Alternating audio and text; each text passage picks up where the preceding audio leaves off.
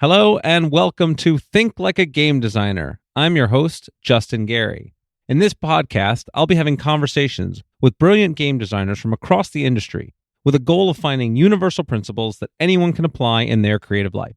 You could find episodes and more at thinklikeagamedesigner.com. In today's episode, I speak with Anthony Giovannetti. Anthony is one of the co-creators of Slay the Spire and co-founders of MegaCrit Studios.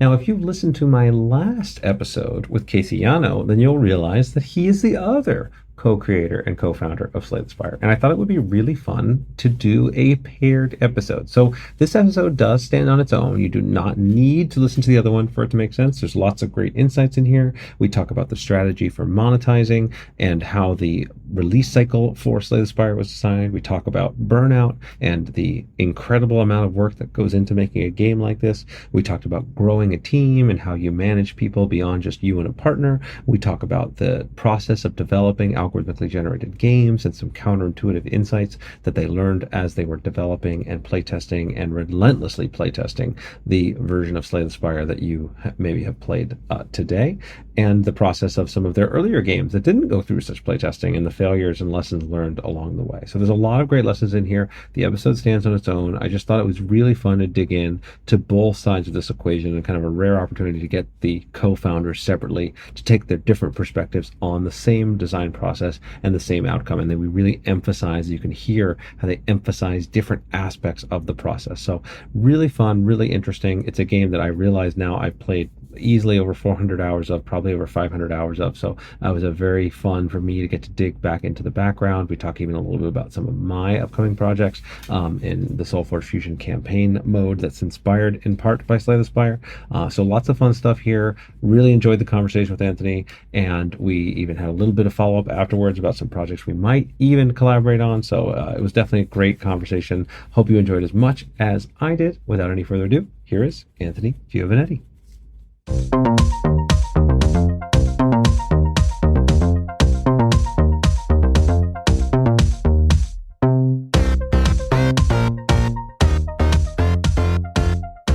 Hello and welcome. I am here with Anthony Giovannetti. Anthony, thanks for taking the time to join me today. This is a really exciting conversation. Yeah, I'm looking forward to it. Thanks for inviting me on. Yeah, so this is now going to be kind of an interesting like part two of an episode in that we got Casey on recently, and I really loved the conversation with him. And I wanted to both get your side of the story in terms of your working relationship, the creation of Slay the Spire, and your philosophy of game design in general. And I'm going to tell you all the nasty things he said about you and see how you react. I'm kidding. So I told him that I had, I'd played easily over 100 hours of Slay the Spire, and it became a real passion of mine, and I was really excited about the game. And then since that, I checked, and it's actually over 400 hours on Steam that I have logged. So very, very few games reach that level of addiction for me. So I just want to say thanks for the many hours of entertainment and excitement about moving the genre that I particularly love forward. Awesome. Yeah, thanks, Scott. You enjoyed it. So let's kind of start with the Wayback Machine. I saw in some of my kind of research that you had you'd managed a game store while you were in college, and you kind of got into tabletop gaming pretty early. Maybe you can walk me through a little bit of that and what that was like, and what your journey was to get to doing this. Sure. So I started playing Magic at a really young age. I think this was back when Wizards of the Coast had like they were actually in malls and stuff, and they had physical locations. And I think my grandfather took me into a store, one of the Wizards at the time, and I just bought some random cards because I thought they looked cool. And from there, I got super into Magic. And then once, while I was, and then I got into all kinds of like game store related stuff, so like Warhammer, Dungeons and Dragons, all that kind of stuff. But when I was in college and I was doing computer science degree, I actually had the opportunity to manage a game store while I was in college. And because I knew the owner of the game store, and he was looking for somebody who could run it basically for him, because he kind of wanted to be like an absentee business owner where he like wasn't there. So I basically did everything. And during that time period, I was playing like all kinds of board games. I was always teaching board games to people. I was playing a lot of deck builder games like Dominion, like Ascension, which I played a lot of. And I was kind of like super into that genre, picking up a lot, at the time. And then when we were in college, Casey and I, we were like, hey, why don't we make games? That sounds fun. So just as a amateur hobby thing, we made 2 simple, terrible games. We made a Flash game that was no good, and a little iPhone Infinite Runner game. I don't know how much Casey told you about the games that we made in college. Not much detail at all. We really spent so it's great, and I love digging the games you made, the lessons you learned there, and then similarly, I don't think I've had a lot of store owners and store managers on the podcast, and I think that there's actually really great lessons that come from that kind of teaching games, direct interactions that I'm sure have applied to your design. So I'd love to get kind of insights from all those things.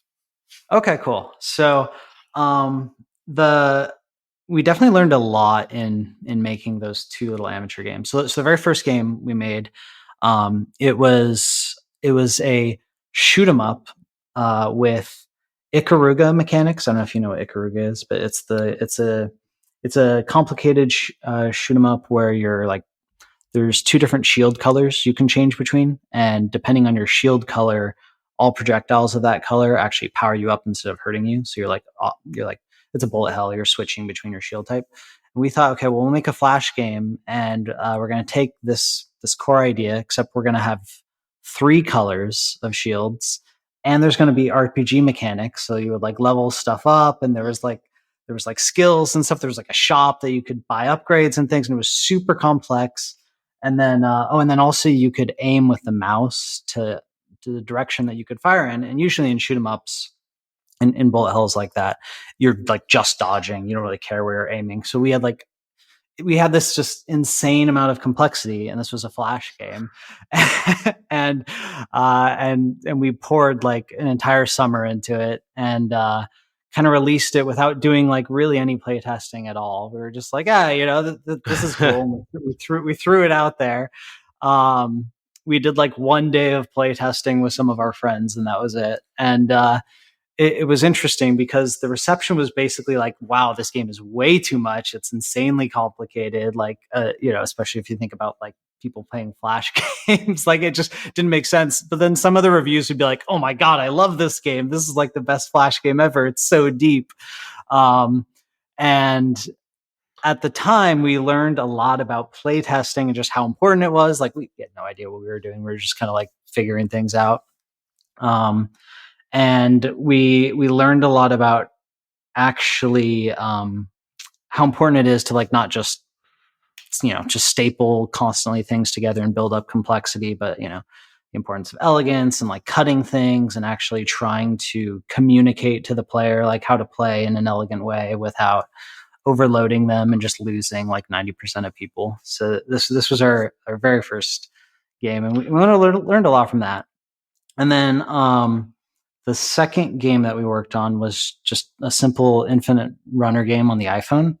We had played Cannibalt at the time, which was a infinite running Flash game, and we liked it. And at the time, I want to say that there weren't that many games on the iPhone yet. I mean, there were obviously games. I don't want to, but like, the App Store was a lot younger back then.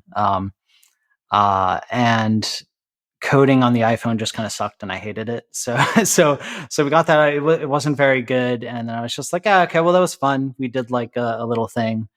And then we went and got our degrees and went off and did just like actual software development work. And it wasn't until meeting up after working in software for a while that we started to do games again. And that's when we started to work on Slay the Spire. But so both of our first initial forays into game development was like super amateur, just kind of like figuring stuff out, just like, there wasn't like, we weren't like reading theory or anything. It was just like, hey, this sounds fun. This is cool. Let's just dive into it and see how it is. And just like, making I think, mistake after mistake and just not knowing what we were doing. But we learned a lot from that. And it's also very humbling because it's, it, it's good to make something and then have it kind of suck. And then you're like, oh yeah, okay. I actually like see how this process works. Like, we learned about actually like finishing something, because even just finishing something bad. Yeah, that's a huge accomplishment. A lot of people start things that don't ever make it actually to the, even to the actual prototype, let alone something you release, right? Everybody comes to me with, oh, I got a great game idea. I'm like, okay, cool. That's worth very little. It's very little. Yeah, it's funny. I tell people nowadays that, because, I have so many friends who are like, oh, I want to do game design or whatever. And it's kind of like, I liken it to, my parents' generation, where it felt like everybody's dad had a book in them. They're like, oh, I got a great book idea in me. And, they never started, of course, or maybe they write a page and then that's it. And it's like the same thing with games for most people, where it's that exact same avenue where it's like, I like the idea of having made a game, but actually doing it is like, nah. Right. Right. But we actually were like grounded out, and it's interesting because I don't think we had any like illusions about making any money at the time. Like I said, it was just something we were doing in college for fun. But still, it was like we were working on it like every day. I would drive over to his house, and I would stay over there till super late. And like I killed an entire summer in college on that. And so just like poured myself into it. I've killed summers in college on way stupider things. So Yeah. So there's great lessons in there. Some of them are pretty straightforward and been echoed by most designers on the podcast. Of like, look, don't, the default assumption is that people want to make things more complex and add more stuff together, and probably that's not the right call. Often you want to be able to subtract things. You actually need to get playtest and feedback and iterate as quickly as possible. And I think but I'm interested in like, what is it that kind of, do you think drove you to do that, to have that level of work ethic, to do the work, right? Because a lot of people say they love a game. I love games. They want to make a game design, and they kind of, maybe they start on the path, maybe they half-ass it for a little bit, maybe they program a little bit. What do you think drove you, and what helped you to actually get to completion the way you did? Yeah, that's interesting. I kind of feel like the honest answer to this is going to be kind of maybe uninteresting or uncompelling, but it's like, if I'm not like working on something that I feel like I can be productive on, I kind of get like antsy and I don't like it. Like I really like to just actually, like, something about my psychology is just, if I'm like actually like getting into the weeds and getting into the work, it's just incredibly fulfilling. And I actually like that significantly more than doing almost any other activity. So I'm just kind of lucky, I guess. Which doesn't feel great, but it's just probably the part of me that likes to obsess over games, right? Like I was always super into getting. When I got into games, I would be very competitive with it. So I'm familiar with this. Yeah. I mean, you were like a pro Magic player, right? So but like when I was in high school, I got really into Guild Wars, which is just an MMO. And I was on one of the top guilds in the world on their like top competitive team. And, I would go home from school and I would just like play that religiously. And it's just like the obsessiveness, the desire to like tunnel and like go super deep. And honestly, if you just don't have it, I don't know that there's a good like hack to fix that. It's just something I've kind of always had.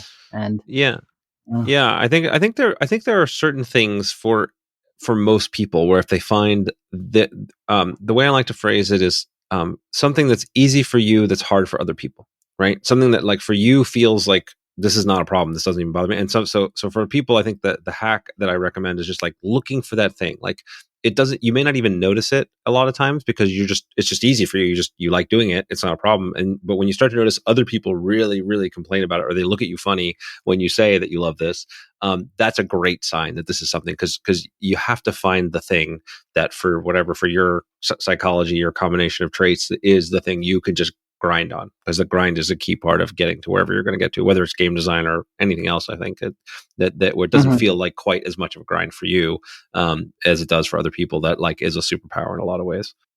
Yeah, I think that's key. Calling it a grind, I think is very useful because it really is like actually doing like that even just that last 10% is just it's just so Oh, much. the last It's 10% hell, takes 90% of the time, right? Yeah, yeah, and like this is a classic thing, but it's so true. It's just Yeah, it's it just is. a ton of work. But Yeah, well, we'll get into maybe we'll get into some of the stuff that I can be a little bit more open about the thing I'm in the last 10% on right now than I think you are. But it'll be fun discussions. So I don't want to lose the thread of the other thing I asked, which is the about board game. the board game and running a game store and things you learn from trying to teach games to people, because I think this is so important, and I think it comes through in the ethos of of Slay the Spire. It's the only game of yours I played, but this like real paying attention to like how you learn the material and how information is presented to you. And so I feel like there's going to be some lessons here. So is there anything that comes to mind or a story that comes to mind in terms of like where you realized, certain types of games work or don't, or what makes them work or don't? I don't know if there's like a specific story, but it was incredibly useful just because I would have to explain games to people over and over and over again. And then like in doing so, you like pick up little things. You're like, okay, well, I can leave this out. This is too much. Like, we'll start here. You kind of just start to like holistically build up a like an internal model of how you should communicate things to people. And I think it was good for just teaching me how to like model how much complexity people can handle at once. And uh, so it's not like it was a specific like insight, like here's the sentence that describes how to do it, so much as like it was a skill that I picked up and was like just forced to learn and get Right. good at. And because if you don't, like, you don't want to be sit there and you're like just reading the rule book to people and like nothing's happening, and at the end you like didn't even sell the game as a result or whatever, or you like ran a super terrible demo. So it's just the big skill though, like kind of generalizing it, is I think being able to just like model other people and model people's like uncertainty and like see the inferential gaps. So like that's like the big insight. And especially as a game designer, right? When you throw people down in front of your game and you see them just like obviously miss the thing that's super obvious to you, right? Basically all that's happening there is there's a giant inferential gap between you, and you got to figure out how to like cross that chasm. And that's what we spent with Slay the Spire. When we would go and we would do play tests, a lot of times we would just sit there and we would watch like a single moment where they missed something, and we would like write that down and circle it, and then we go back and then we would just spend tons of time figuring out, okay, well, how can we tweak the VFX to like just slightly communicate this more, or what can we do to like slightly enhance this so that we're not losing people, and so they don't have to turn back and like ask me a question, because if whenever that happens, you failed. Right, so. You failed. Yeah, that's great. So you would do in-person testing and kind of sit silently behind them and write on your clipboard and note where they're messing up. Yeah. So but we did a lot of all kinds of play testing. That was one of them. In particular, what we would do, we try to make use of local indie events, like because there's a lot of like Seattle indie game dev scene events, and we would try to go to those, and we would show like early versions of our game to people, and that was incredibly useful to just get people out of our bubble, right? Like get people who have just huge range of game experiences. And then whenever we did that, that was an opportunity to do live testing and do the thing with the clipboards. We also did lots and lots of testing over Discord, although at the time we were using like I think Skype and Slack and stuff too. But same but like, concept, yeah. Exactly. Social channels, whatever. Yeah, private social channels. And we were fortunate in this regard because I was really big in the Netrunner scene. I was like friends with the world champion of that for multiple years, and I actually ran the biggest Netrunner site. So I was able to get like all the good Netrunner players to come in and play our game early and provide a lot of good feedback. So yeah, that's awesome. So then again, these are great repeatable steps that anybody can do, right? Going to conventions and game jams, finding communities that you already are a part of and connected to, and finding people in those communities that you can do tests with. There's no fancy materials required. This is all either free software or just literally standing behind somebody, right? These are just like super accessible tools. That sounds like you learned the lesson from your first game. That's like, nope, we've got to do lots of playtesting iteration. Focusing on the first time user experience is the most important thing. Like, get people to the place where they can actually enjoy it, and then, okay, obviously you got to make a game that has like, enough depth to keep them around. But like, if they can't get past that first, interaction, then the rest of your time is kind of wasted. Is that an accurate kind of summary? I'd say it's an accurate summary. And then I would just want to emphasize that, like, it's kind of I want to say it's like the obvious advice you hear a lot now. It's like, yeah, you got to play test early and often. But I think it's even more than that. It's like, you want to play test more than you think you need to. Like, whatever someone's intuition about how much you need to play test is, even after hearing that feedback, it's like actually still insufficient. And you need to, at least my perspective is, you need to play test till you're like absolutely sick of it and you hate it. And you're like, I've already seen this like 10,000 times. That was kind of my perspective is, we need to test so much that actually we've just absolutely like mined the insights that we can get, or at least like all of the low hanging fruit of it. So yeah, so let's dig into that a little bit, because I think the more than you need to is I think almost certainly right for 99% of our audience or more. But let's get granular, right? So I know from talking to Casey that you guys would do like weekly build reviews where you guys would play through it yourselves and take the notes, and one person would play and everybody would battle and take notes. You would do these kinds of play tests with external parties. How often? How long? How much did you do that? Or how do you know, if it's not necessarily, it doesn't have to be just the specifics of with Slay the Spire, but how do you know when enough is enough? Is it just you're sick of it? You can't handle it anymore? I can't look at one more goddamn playtest report? I mean, okay. So honestly, part of why we launched into early access is we were just like, okay, like, it had been enough that we're like, okay, we're ready for the next level. And we just can't even think about doing this anymore. Like, it had been 2.5 years.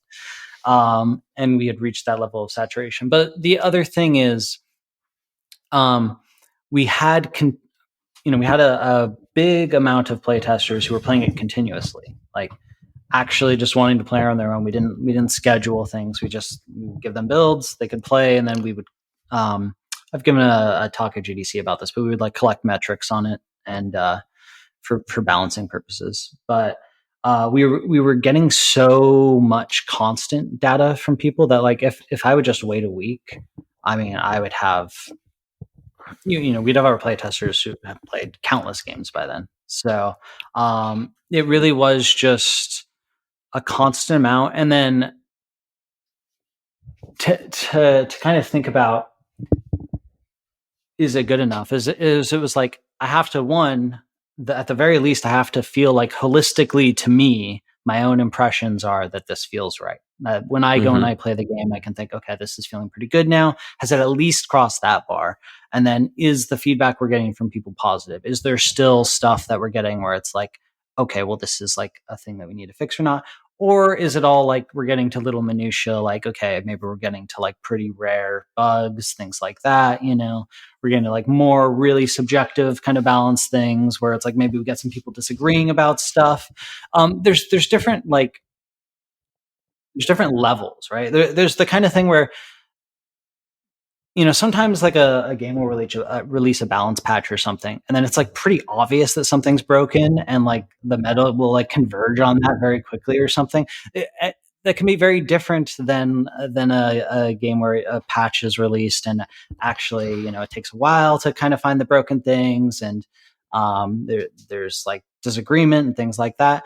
There's kind of just you have to use your judgment on it, and this is where I think just luckily we had pretty good judgment, but there wasn't like a hard line in the sand. It's just, you kind of got to be living and breathing it enough to where you can trust your judgment. And hopefully you have good judgment, because if you don't, I don't know what a good way to fix that. No, well, yeah. Well, I mean, in my experience, it's just, it comes down to doing the reps, right? Like, you're going to have, when your judgment is often wrong and bad when you start, and then you watch players play, and you teach players other games, and you watch them with the different mindset, not just the player's mindset, but, a designer's mindset of looking for those reactions, seeing where they drop off, seeing what things are happening.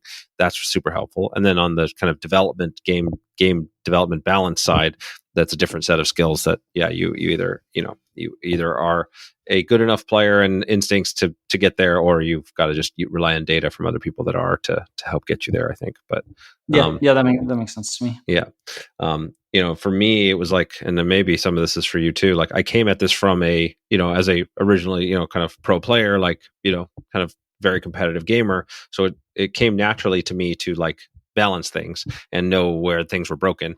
But I actually ended up going way too far in the other direction, where I made the first game I released under, it was a set I worked on for the Versus System trading card game. Like it was so balanced that it was boring, right? Like it was just like, there was nothing was, like, people don't realize that like balance does not mean everything is equal. Balance just means it's not just like one dominant thing you should do every time, right? It's you want people to have this variety of experience, and it's actually a key to what makes Slay the Spire so engaging, right? Is that you sometimes you just have these runs where just everything's just working out, and you get the right combination of things. It's just like, this is amazing, and then other times where you're struggling, and it's that back and forth is part of the fun of it for any of these kinds of games.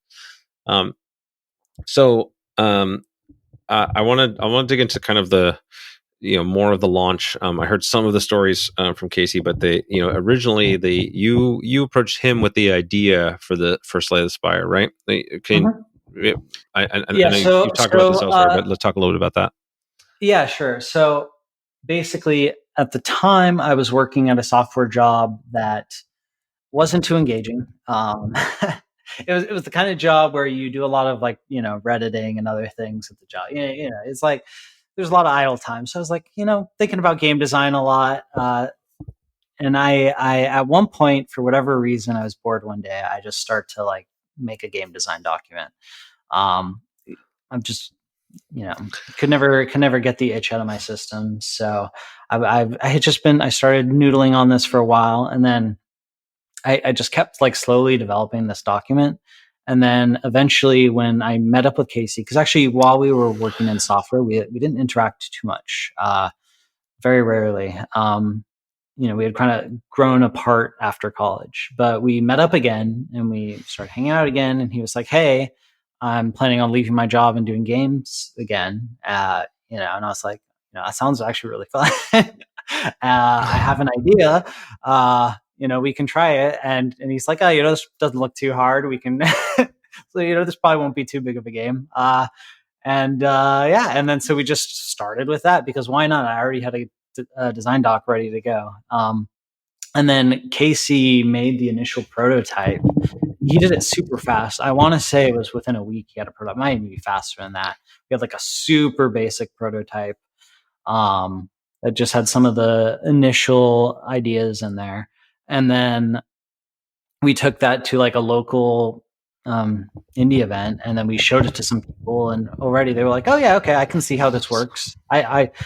This makes sense to me. This is kind of cool." And so we had some initial promise, and we were like, "Okay, yeah, let's keep developing on it." And then it just kind of snowballed, where we kept as we put more time into it, we kept getting positive feedback. So yeah.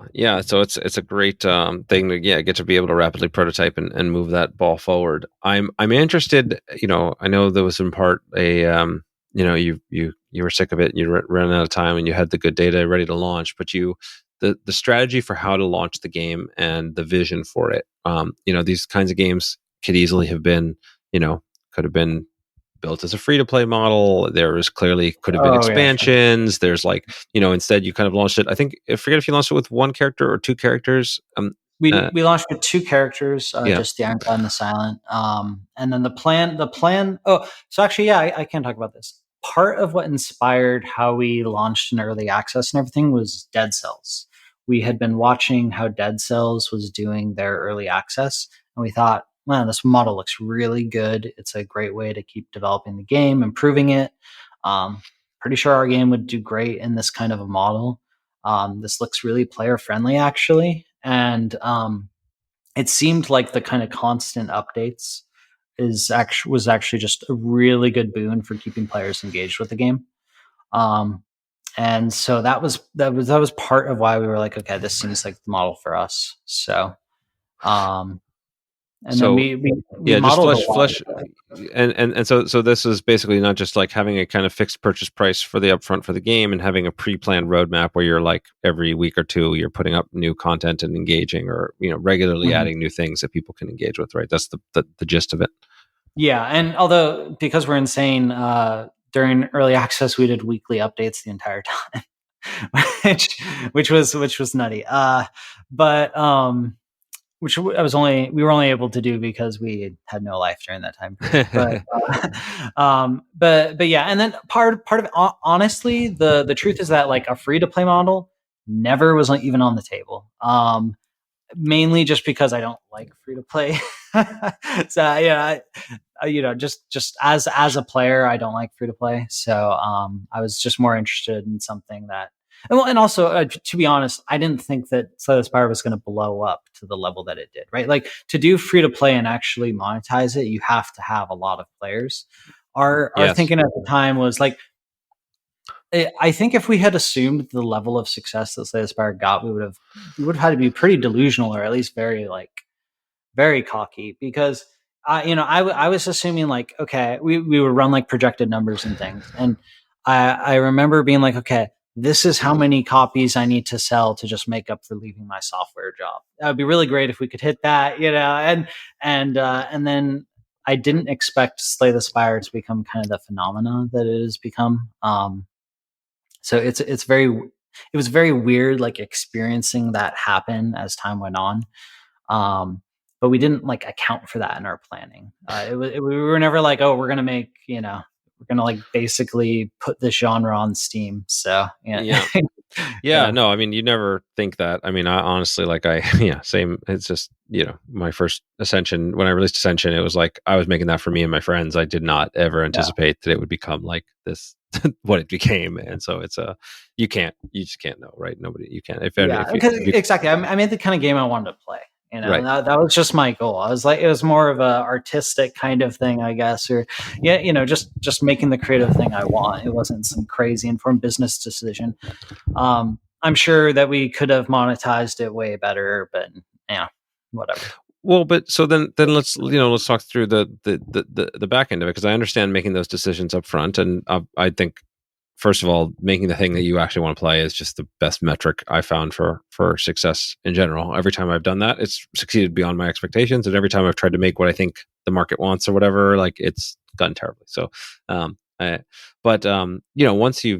when I was on my back foot because I didn't expect the success that it had, but once Ascension was a success, I was like, okay, well, I'm going to make more of that. I'm going to make expansions, and I've done it for 13 years now, and I've got so what stopped you from going down that road, right? He's like, oh, well, sure, you can make more characters, you can make more, different types of encounters. Like, this is an infinite well that you could have been mining. Or it's true, and I mean, it's interesting because we have actually had a lot of people be like, oh my god, I want more content so bad, like, please make more characters, like begging us to do it. But it's kind of a complicated answer to this one, but honestly, just a big part of it is we were very burnt out.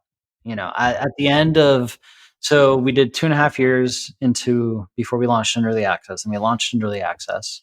And those were not 40-hour work weeks during those 2.5 years. And then in early access, we were doing weekly updates, and those were not 40-hour work weeks either. And so at some point, like the actual like physical and mental toll was just too much, and we just needed a break. I mean, that's the honest answer. We needed a break, and like creatively, we kind of just wanted to like take a step back. Do some little like game jam level stuff, like just experiments, like work on something that wasn't Slay the Spire, right? Because at least for me, I was just like feeling pretty dead and like done. I totally get it. And I definitely have had to. I like working on a bunch of different projects at the same time to help me. If I get too burned out on one, I shift gears and move to another one. But do you have different practices now that you've learned to not get to that level of burnout, or you just don't work as many hours a week, or is it just whatever happens? Yeah, I mean, so part of it is I just don't work that way anymore. I've kind of joked with someone before that, like, oh, I'm just like less hungry now. Like, and, I'm fine working a 40-hour work week instead of like an 80+ hour work week. This is, Sure. this is, I'm fine with that. This is good. And, maybe part of that is just me getting older, but, it was almost like you're just in this like frantic, almost manic pace, and the kind of momentum just carries you forward. And that's how I felt about it. And now, like, but once I broke the momentum, I was like, okay, I can just be comfortable and enjoy life while still actually doing a lot of creative work. But I think just actually taking the time to enjoy myself and slow down actually helps to keep things more balanced anyway. So Yeah, and that I think that there's different skills, different phases of life, and where you are in your I think that this is an advantage of being young. I mean, even just like thinking back to the Magic and card playing days. I mean, I would just play all the damn time. I'd sleep. I don't care. I'd sleep on the floor of somebody's hotel room to go to a convention. I just do what does. Who cares? Like, it doesn't matter. Drive 4 hours to get to this Magic event and play it for 12 hours and drive 4 hours back. Yeah, of course. Obviously, I'm going to do that. Right? There's just a different thing. Yeah, I can't even imagine doing that now. yeah, I mean that reminds me of like going to pre-releases and like doing stuff all day, all night. And then I would remember back then, like I'd go to Denny's after the pre-release with my friends, and we'd like draft and stuff. And but it's like the idea of doing that now is just insane to me. It's like I used to do LAN parties and I would just not sleep and I would just play game. Now I'm like, nah, I need to sleep. All right. Yeah. So it's just things have changed, and that's just where I'm at. So yeah, and as you get older, you get a bigger, broader insight. Your instincts get better. Your ability to make creative leaps, I think, gets better in some degree. And there's but yeah, you don't have that same manic level of drive and energy. So it's just I've been trying to be very conscious of that, and it's also I've made a point to hire really talented youngsters that are happy to have that drive to help me out. that is the other thing. We've grown our team. It was we actually have like 10-ish people now. So we're still small, but yeah, having actual like full-time employees is nice. So well, and so then I'd love to hear about that transition some too, right? Because it was a big deal for me. So just to share my side of it, right? Yeah, I started with just me working on my own, or first working for other people, then working on my own, and slowly having a small team, and then transitioning from it's just you or you and a buddy working on something to okay, no, we have employees, we have overhead, we have all this stuff. It changes the equation a lot. How do you think about that? How do you feel like you've managed it so far? And maybe I know you haven't launched a new thing yet, so you can't necessarily know for sure. But it's actually a great time to give these kinds of answers because it's easy when you're in retrospect and you're whether you succeed or not to tell a story. It's more fun to hear the story in the thick of it. Yeah, I can see how my prediction was in the future. Yeah, it's actually something I've thought about a lot. Which is interesting because like just if you had asked younger Anthony, oh, do you think you're going to be spending a lot of time thinking about like hiring and like just managing people and all of that and how your processes are put in place, I would have been like, nah, man, like, what are you talking about? But I do spend a lot of time on that, and it's been an interesting transition overall. I would say I've done it okay. I think we've been okay, but not great, which of course makes sense because like managing people, managing a company, these are like orthogonal skills to game design. And you can do all the game design in the world, but and then you have to like go learn a whole new skill, which is like how to actually do all of that stuff. And just like interfacing with everything, like all the tax stuff, and it just oh yeah, super fun. Yeah, like looking at how to do healthcare in like different states for different people. It's just just there's it's a whole different process, and luckily and also just hiring is incredibly difficult. I don't think anyone has really figured out how to do hiring well. Like interviewing is very, very difficult. It's like very hit or miss, very easy to mess up, I think. And it's the kind of thing where just like with game design, I feel like we slowly get better. We sometimes make mistakes. We learn lessons. We slowly move forward. And I've been building these skills, but it's the one unfortunate thing is it does like it takes away from the amount of time you can like just do game design or just do like the fun stuff, because it's not fun, it's not like glamorous, it's just kind of the nitty gritty that you just have to practically do. Or the bigger your team gets, the less time you get to spend doing the thing that you started loving doing, right? Is just a reality. And so I've lived that for sure. And it's actually, you actually end up on the other side where you have to actively protect your design time and your work time, because it can easily get consumed by just that sort of management and logistics and everything that comes from it. So it's if you told me you were getting it perfect, I would call you a liar. So definitely not. I think right now I'm happy with things are at, but it's been a process to get here. So and we'll see how it actually goes when we release our game. But it's been full of lessons. We'll say that. Yeah. Yeah. Is there any particular lessons that come to mind, or amusing shifts that you would want to share in terms of oh wow, I got to really actually think about this way now, that might be helpful to somebody in our audience?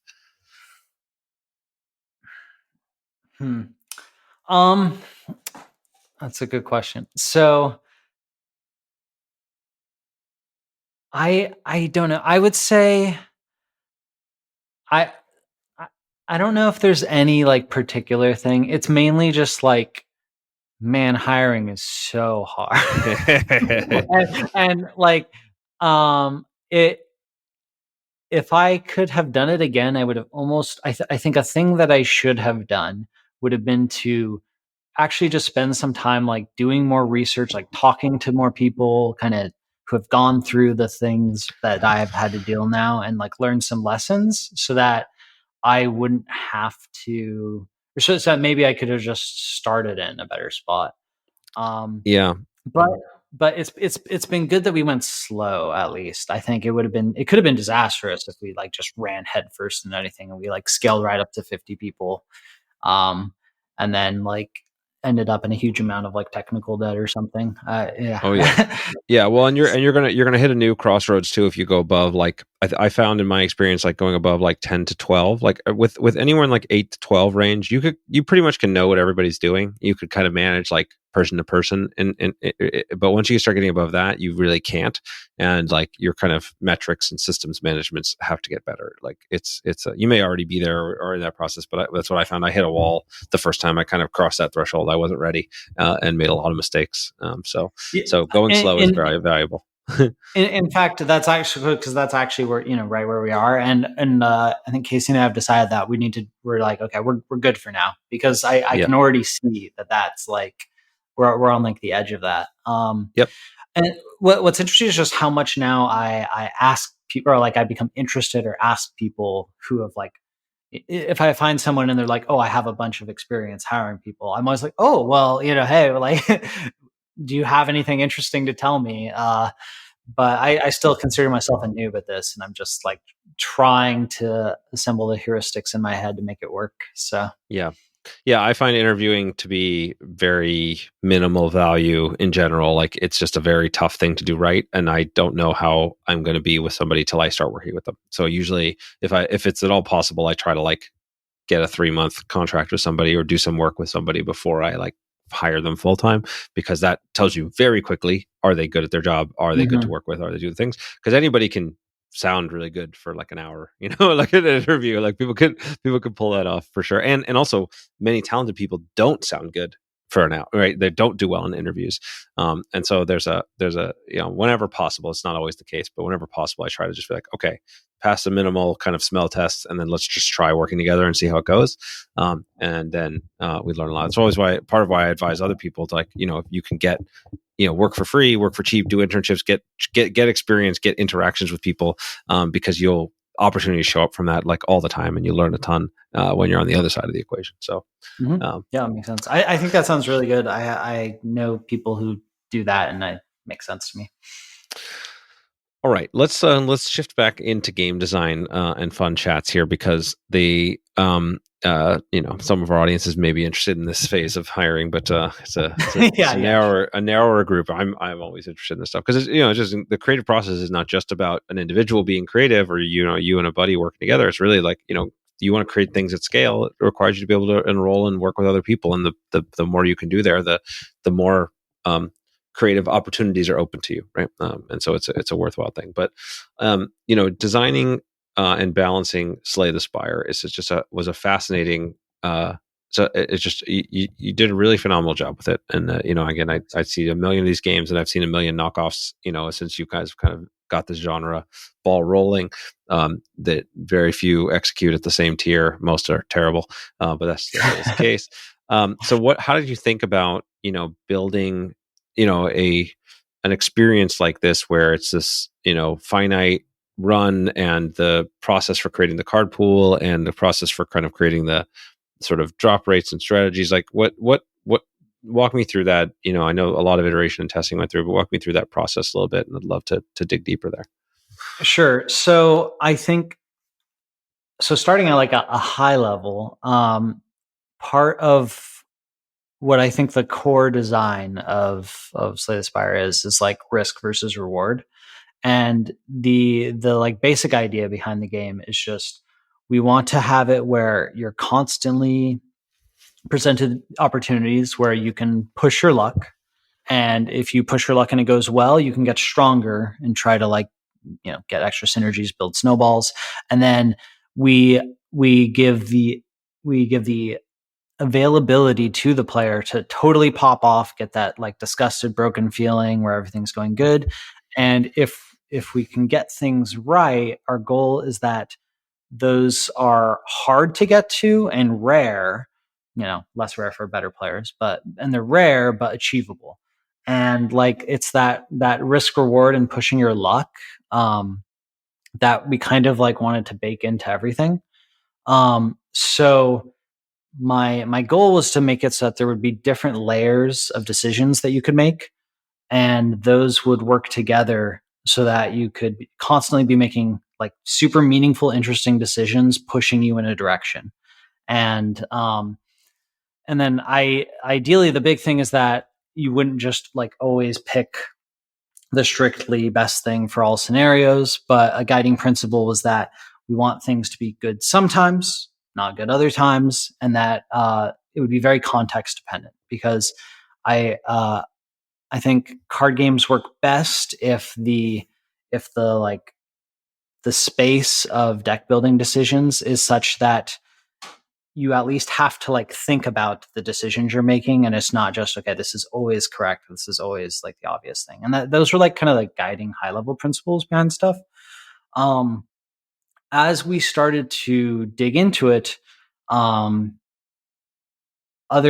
things came about. Like, we were kind of had strong opinions on presenting information to the player and being clear about randomness. So for example, in our generally like in our events, we'll like tell you the outcome of a choice. That kind of came about because I've played a lot of games where you get to something like that event screen in Slay the Spire, and it's like, well, here's some lore and here's some lore, make a choice. And I hate those. I've always hated that as a player, because I either do one of two things. I either just go like, okay, random, whatever, or I go and I wiki it, because I'm that kind of person. And right. I hate having to do that. So a lot of things were kind of influenced like that. Like, what are things that I hate as a player? And then how can I fix it? And then it was all based around kind of the risk reward, was like the driving vision. Yeah, that makes a lot of sense, and of course having the decisions be contextually interesting. There's a challenge that comes up with deck building games in general, right? That the value of added card to your deck diminishes over time. Mm-hmm. In fact, and often adding a card to your deck is net negative in many cases. How did you think about that in terms of the sort of pacing and strategy around Slay the Spire. I know that instead of a card choice, you can take a coin reward instead, so you can opt out.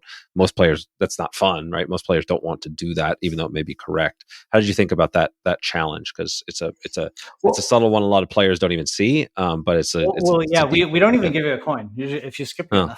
Yeah, that's something some other games have done. They've added like a coin. We have a relic that you can get stuff on the skip. But, that's right. Yeah, so it's interesting because that is like one of the big unintuitive things is people having to learn that actually skipping a card here is good. And I mean, honestly, I was just like, it's something that people will learn or they won't, and it's okay. Right. and the big thing is that overall the length of the run is such that you can, by kind of the end of Act 2, a lot of people's decks are kind of done at that point. Yeah. Like a lot of times you go into Act 3, maybe I mean, you're not like fully done, but you're like most of the way there. Your deck has like a shape, a texture, you kind of like know whatever else you're doing. There's not too many things you're looking for at that point. And because when we were like figuring out the game length, we kind of like noticed this happening, and 3 acts seemed like the right way to do it anyway. So we also had kind of a time we were looking at. So like we wanted the runs to be under an hour, ideally, because roguelikes I think work best if you have a quick iteration loop.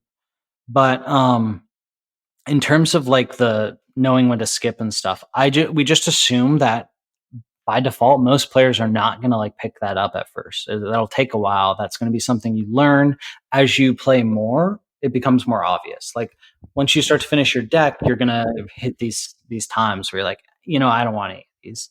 Players just kind of like pick that up. Mm-hmm. And we don't need to do too much to encourage it. Actually, it's like a pretty emergent behavior that players can kind of get.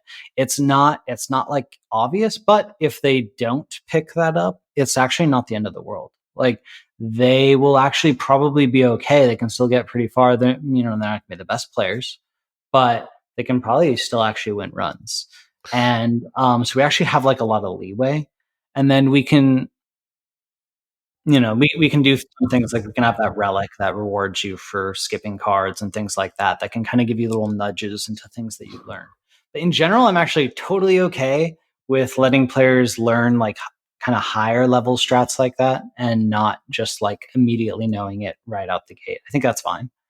Yeah, so. No, I agree. I mean, it's the kinds of things where you don't. So, we had the same problem with Ascension, right? Like banished cards exist. High level players gravitate to them and realize that they're potentially some of the most powerful things. They love them.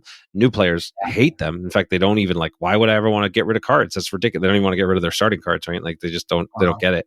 And so we did shift the balance of the game such that those players don't just get rolled over, right? Like we had to make so it wasn't, you don't have that same problem. In a sense, it's just a matter of like, what's your starting difficulty level? Which I'd heard a story from Casey that started out way higher than it should have been. The game in our internal beta was incredibly hard compared to what we launched with.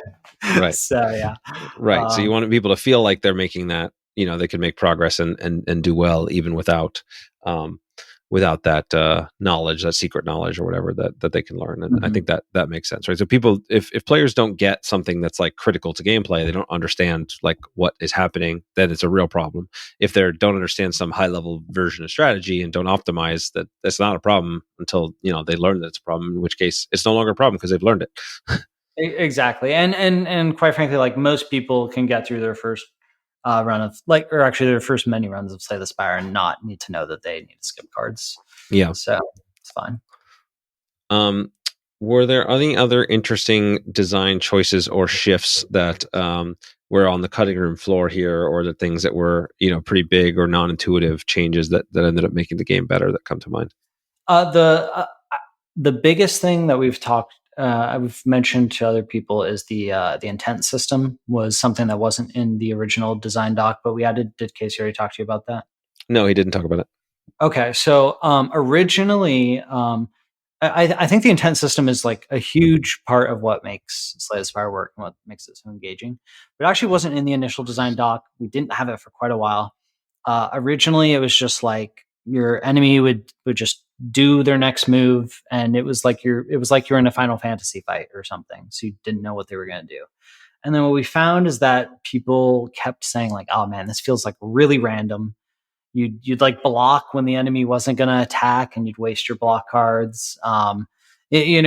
People couldn't fully make meaningful choices as a result. So we were like, okay, well, this seems really bad. Maybe we should do something about this. And then we tested out like a very early version of the intent system where we had up in the top bar, we had a giant like UX element, and it would say the enemy's next move. There was like a name, and then like it would just like say what they were going to do.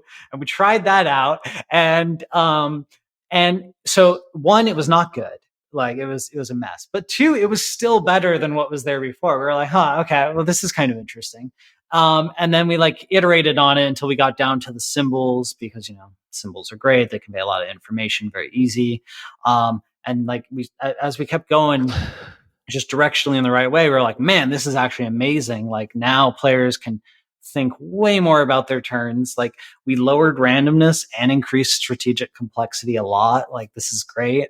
So it was like this huge thing that we kind of like stumbled our way into just because we were like just listening to the players, and we were like, how can we solve this randomness thing? We already have so much randomness in this game. We don't need randomness here, because randomness is just a tool, and we had plenty of it. So, right, yeah, finding that balance where the randomness is in like what cards do you get presented with, but the strategy is you being able to make good decisions with the cards you have at any given moment.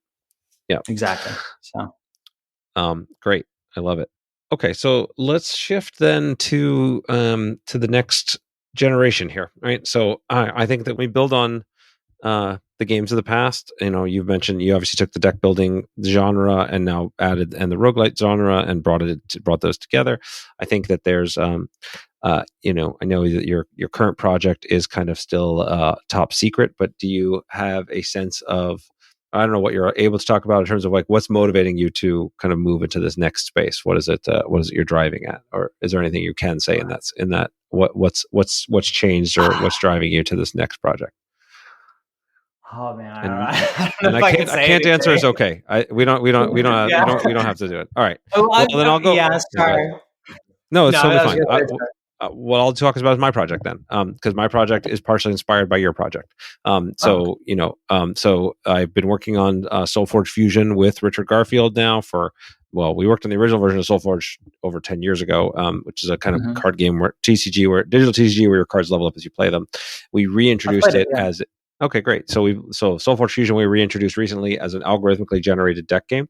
So there's two, instead of fully customizing your deck, we give you an algorithmically generated deck and you shuffle any two decks together to play. Like Keyforge?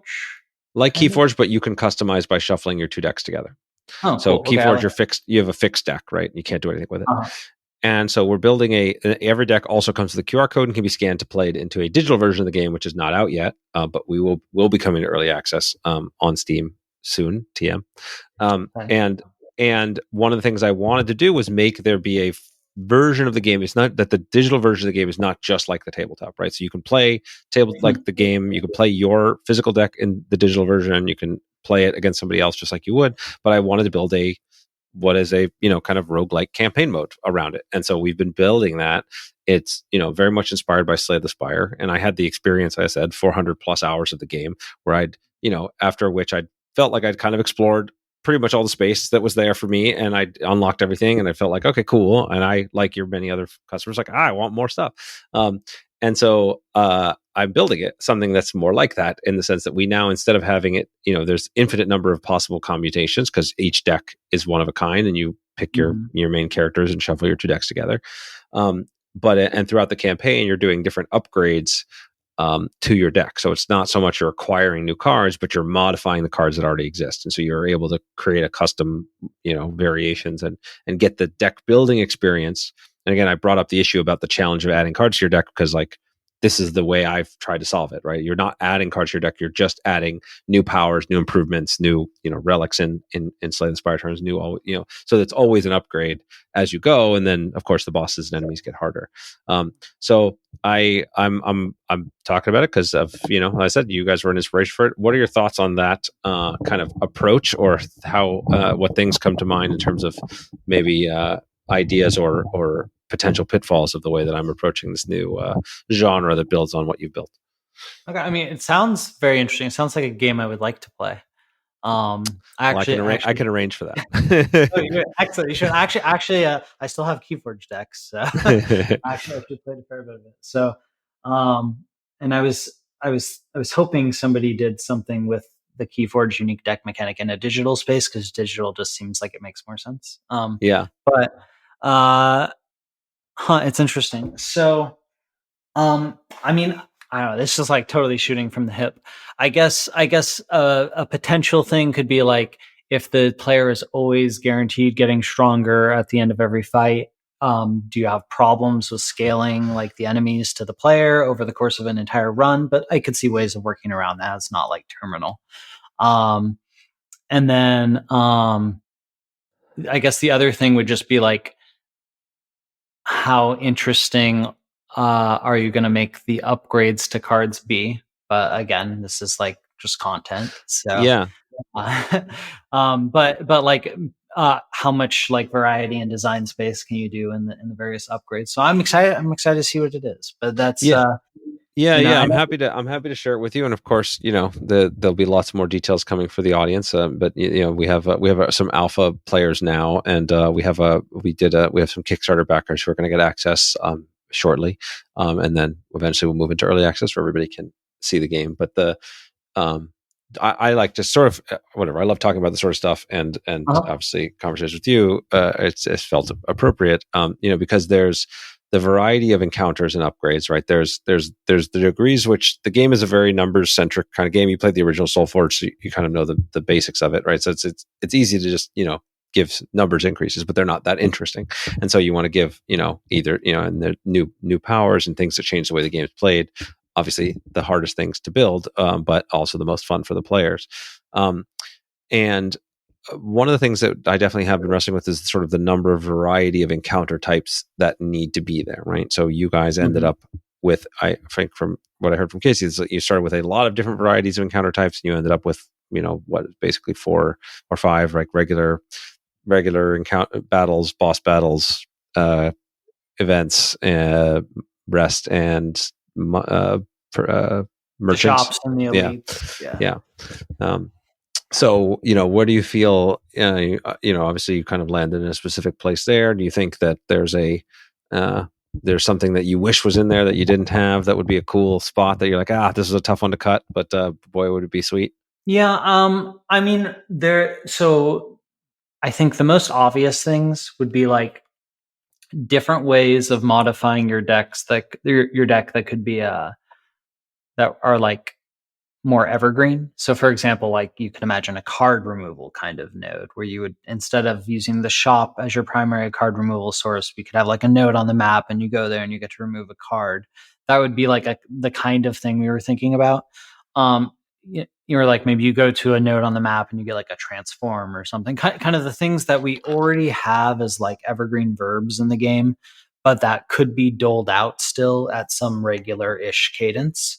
The problem that we would run into, because this is actually something, so in Slay the Spire, we have a map laying out all of our nodes, and in like the middle-ish, there's a row of treasure.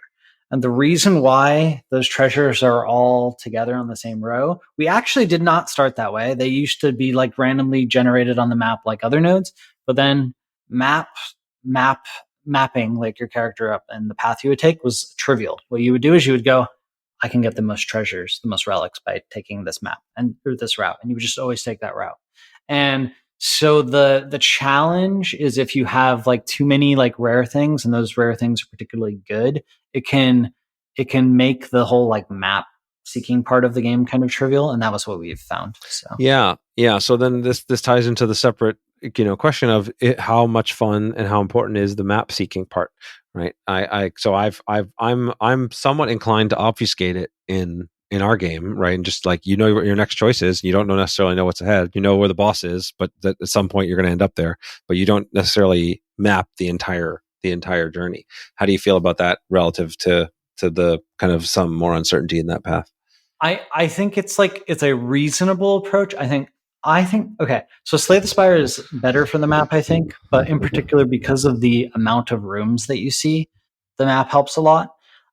If you have less rooms, I think it's better to not require or the less rooms that you see, the more value a map adds is less. So, like Monster, have you played Monster Train? Yeah. Okay. So like Monster Train get like their solution is you just pick like left or right or up or down, I forget, whatever. Yeah. But you pick one of two paths every single time. So they still have like a choice you make and you're just making a trade-off every time. And you only see like 10 different nodes, I think, all sent down. There's like 10 battles or so. And that's like a pretty reasonable compromise, I think. But when you're seeing like I don't think it would work as well at the scale of the amount of fights you have in Slay the Spire. So Yeah. that's like how I think about it. Now I could be wrong about that too, but that's like how I think about it is like the less choices you have, you can kind of condense and get rid of some of that like complexity. Because like if you're only having like 5 encounters or whatever in an entire run, a big map doesn't make any sense. Yeah. So. Yeah. No, that's kind of where we're landing. Like a single game of Soulforge takes longer, by a good chunk than a single game of, a single encounter in Slay the Spire. So we have less total to keep us within that, 60 to 90 minutes is a kind of high end of what I want to run to go for. So that tracks with how we're thinking about it. It's a super fun design process. And then the other, I guess, interesting question is like, how many, what level of variety of encounters. I actually don't know what you guys started with or how you paced adding them in terms of like the number of different possible events, number of possible encounters. And then did you, I assume you probabilistically weighted them so that some were much more rare than others, but I don't know that for sure. How did you think about those things? Yeah, so we probably have more than is needed, to be honest. Although I don't know, I think we're on the high end when you look at like other similar games. But like in a given act, you'll have like 10-ish different enemy encounters, and then 3 elites, and then the 3 bosses, and then like 10-ish events for that act, and then act agnostic events. But we just kind of like some of these numbers. I think I was like, yeah, 3 elites sounds about right. Like like that's a lot of content. And then we just kind of did it. I honestly, it was never like we were like super complex in how we settled on the numbers that we settled on. I really like 3s, obviously. So we have 3 bosses and 3 elites. But and then yes, we do have weighting. There's not a lot. So like the elites are all weighted the same, the bosses are all weighted the same, but some enemy fights are weighted differently, and like events are weighted differently too. Yeah. And I think that's all pretty reasonable. But we have like a lot of content, but I don't know anything about your game yet, but depending on the like how the enemies look, like if they're an entire another deck equivalent, then they can be less, then you can have less variety or more. It just depends. I haven't thought about it, but I think the numbers we settled on were pretty good. I'm pretty happy with it. I think having like more than that per act would have been too much because the players wouldn't be able to like reason about things as well. It's kind of nice that there's like 3 elites you have to worry about in an act. So you can be like, okay, I'm in act 1. Can I beat the gremlin knob? And you can think about the gremlin knob specifically as like a problem for you to deal with. And I think that's like a useful thing to have. If we had like 10 different elites or like 20 different elites, players wouldn't be able to do that. They'd be like, well, I hope I don't hit the one elite that wrecks me. Like that would suck. And then you just kind of like do your thing. But instead, by having it be 3, you can be like, okay, there's this set problem. How can I fix this problem? And then like look for solutions when you're drafting. So Right. Yeah. Yeah. I like that a lot. And I mean, yeah, I noticed like, kind of the elites and the challenges, you sort of mentioned it this way, but I think it's worth highlighting that, they're designed to present specific problems or to thwart specific strategies so that the players have things to fear or play around, or, that becomes like, if I know the narrow approach I need to take here, I could fix it, but I'm not 100% sure what I'm going to get. But I think that creates a really great tension. Mm-hmm. Okay, well, we'll defer further discussion on my game till I get you a copy to play. But I just thought it was a fun, and I like doing this stuff out in the open, right? Because I don't know all the answers. You don't know all the answers. We've got a lot of experience with stuff. We have instincts around it. I think it's just kind of, I like to share this stuff with the audience so they can see what that process is like, and as it's developing, and who knows, it may change quite a bit by the time we actually release it. Yeah, that's cool. So the other thing I'm interested in is, we talked earlier about not making a Slay the Spire expansion and, being burned out and wanting to move to the next thing. But you guys have kind of authorized, there is a Slay the Spire expansion that was made by the fan community, I think called Downfall. And I'm curious what that has been like for you and how that came about. And it's really cool to see fans making mods for your game, but it's like it's kind of a weird thing. I don't know if I would be like okay with that. It's just a weird thing to be like, somebody else is gonna put this out there, and you don't. Did you like have approvals on it? Did you like kind of feedback on it? How did that work? So it was super interesting, actually. So basically, we've always been super pro modding. Been like, we've done everything we could to encourage modders. Because we're like, well, I think it's only going to help us. And I think it has basically only helped us. It's like created lots of community engagement. You get lots of like free media and like YouTubers and streamers engaging with all those mods and like, oh, look at this cool new mod to play. And then like it kind of has these positive feedback loops. And then because of that, we had like a thriving part of our Discord for modders, and they would like meet up in there and work on like big community, like year-long mod events and stuff. And they would just collaborate with each other. And they started working on Downfall. And I'm not 100% sure on this, but it was either they reached out to Valve or Valve reached out to us. And they were like, hey, what do you think about this? And we said, sure, why not? So because they have to own Slay the Spire to get Downfall, and we were like, you know what, this is okay. We can do with this. This will just be like a value add to our players. We're very big on like supporting the community, and Downfall has only increased sales. So yeah. It was like a sale bump for free. Like, I didn't do any work. Like, so you literally didn't like give them feedback on the game. You didn't dev it. You just like, whatever. Fans made this. They want to release it for free. That's cool. And I was like, this is cool. Yeah. Awesome. And then I the most I did is I think I streamed on Twitch me playing through it. So, which is like a fun thing, because occasionally like we'll go on Twitch and maybe I'll like stream some mods or something. But but yeah, I did basically no work on this at all. And it's just kind of cool. From my perspective, I'm like totally cool with it, but I can totally understand being one to be like, no, this is like RIP. Like, this is like very important. But again, it did give us sales. So like, yeah, it's wonderful. I mean, it's those kinds of things where like there's these it is, as you said, it's just a value add to your customer and to the players that are, and it's such how cool must it be to just like have fans that care so much and love this so much that they're willing to put in. I mean, because I played it, it's like, it's a lot of work that went into this thing. It's like pretty amazing.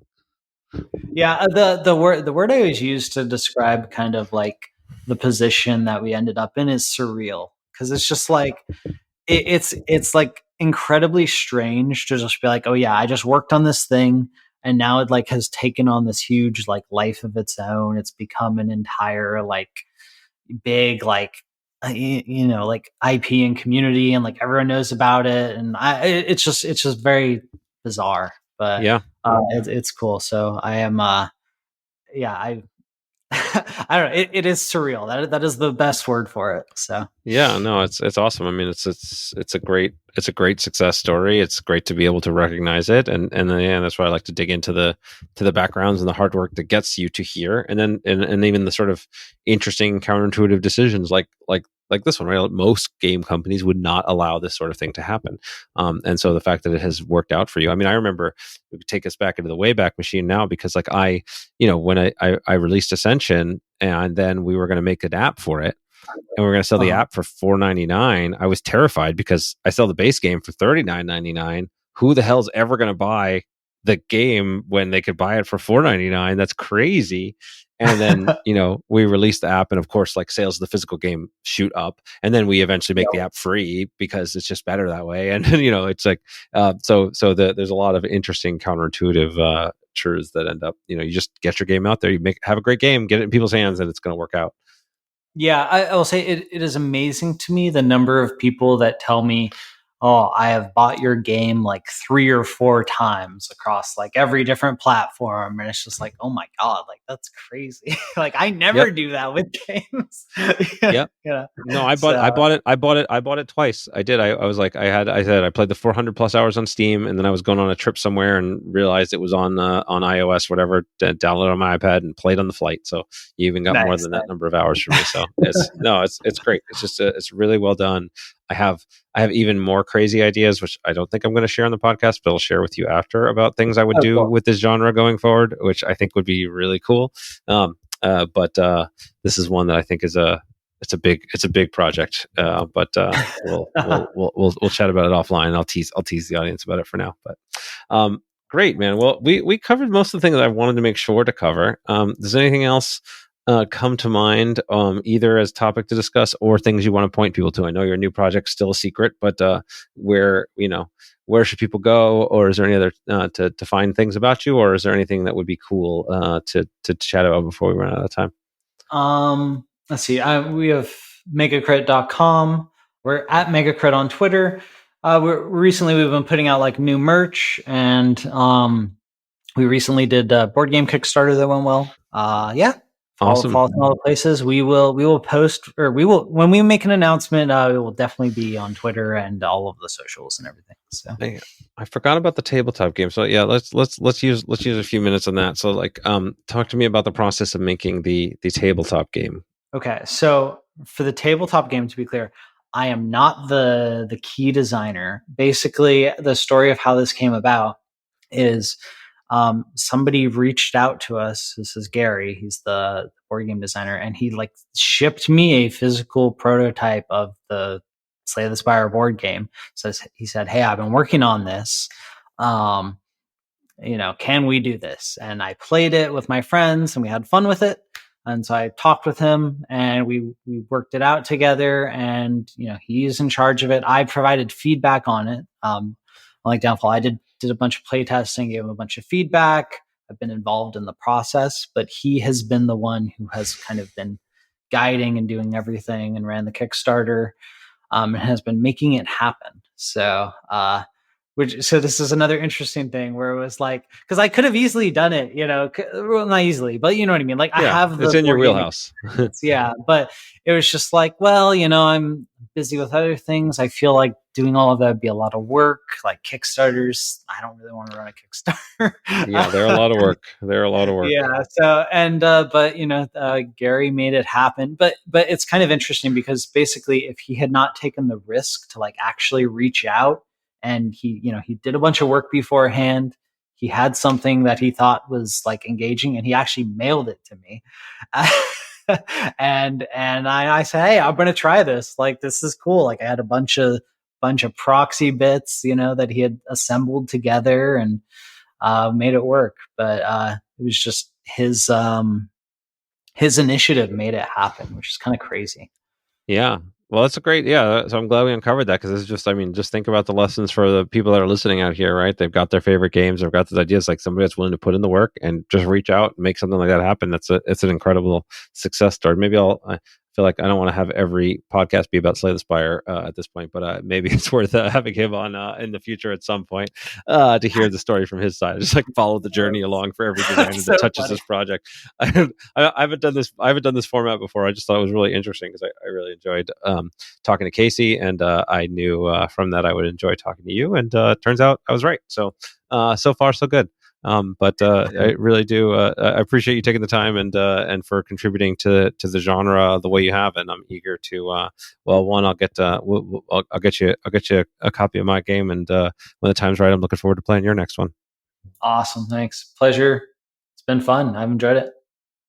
Thank you so much for listening. I hope you enjoyed today's podcast.